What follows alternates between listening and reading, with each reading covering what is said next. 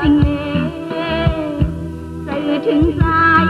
หักคำใจไว้อยู่อันจางนอนดับเลี้ยวใจสายใจเมาก็หมอหางนางเอ่ยเจ็บเสือบนเหตุใดเนื้อนางเมื่อยามันตัวกินดับสิ่งในใจเล็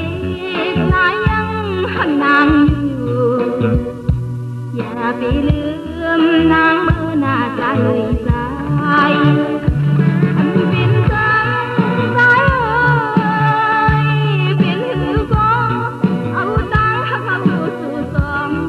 พอเธอมันกระเด็นต่อถึงวั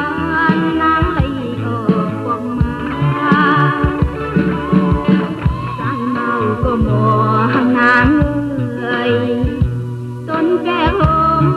ที่เฮาหากันนั้นสายก็เลี้ยวเมื่อฮอดเจ้ากว่าก็อย่ามองซ้ายมองตานางไว้นาต่อถึงวันเฮาขึ้นเลยคอยกันนา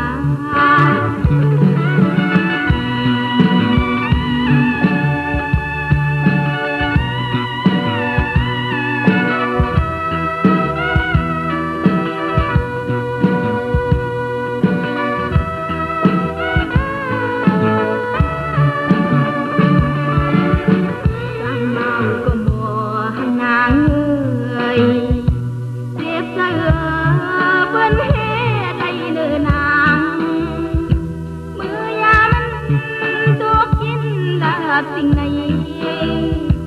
อันใจเล็กสายยังหันนางอยู่อย่าไปลืมนางเมื่อหน้าใจสายอันเป็นจังสาย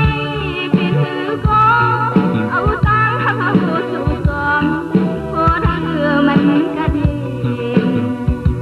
ต่อถึงวันนางเลยออกใจเมาก็หมอหางนางเอ่ย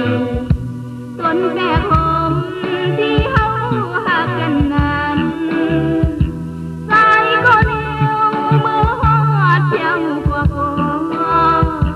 อย่ามองซ้ายมองไปนางไว้นา